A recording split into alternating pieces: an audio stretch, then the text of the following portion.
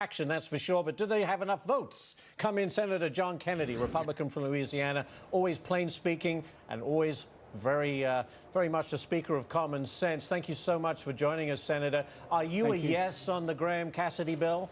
I am a yes. It's not a perfect bill. I will offer some amendments, but it's a good bill. I think we've got an excellent chance of passing it. We're not quite there yet, I think, but we're getting close.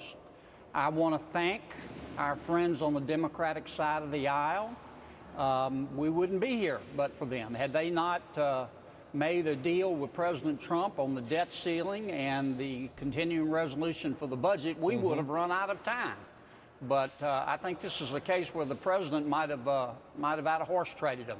There you go. One also for you, Senator, on tax reform, $1.5 trillion for tax cuts. What's that for? Well, I'll tell you what I hope it's for. I hope we start with the middle class. Right. And I'm talking about people that make $100,000 or less. You can give them immediate relief by doubling the standard deduction.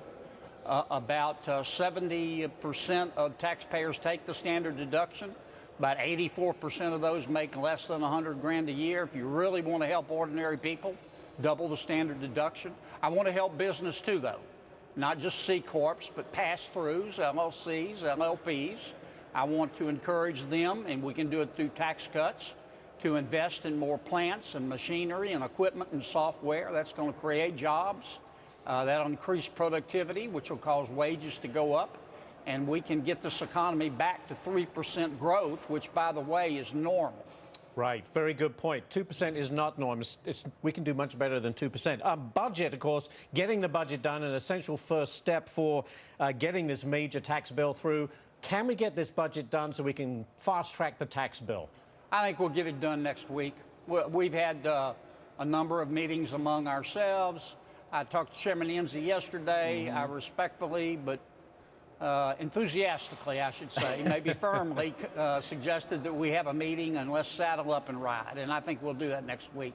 You mentioned you thank the Democrats, this new era, if you like, which to some conservatives is just unthinkable. But is that the way, the president's agenda is going to get through, by working with the other side of the aisle? Well, in terms of the deal the president made with the Democrats, he was criticized for it, but I think he outsmarted them.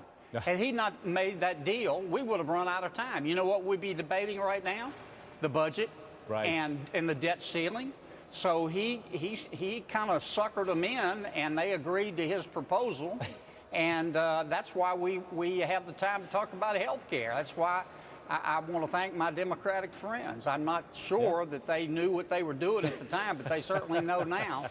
And my hat's off to President Trump on this one. He's a pretty good deal maker. The deal maker in chief, Senator John Kennedy, thank you so much for joining us. We appreciate it.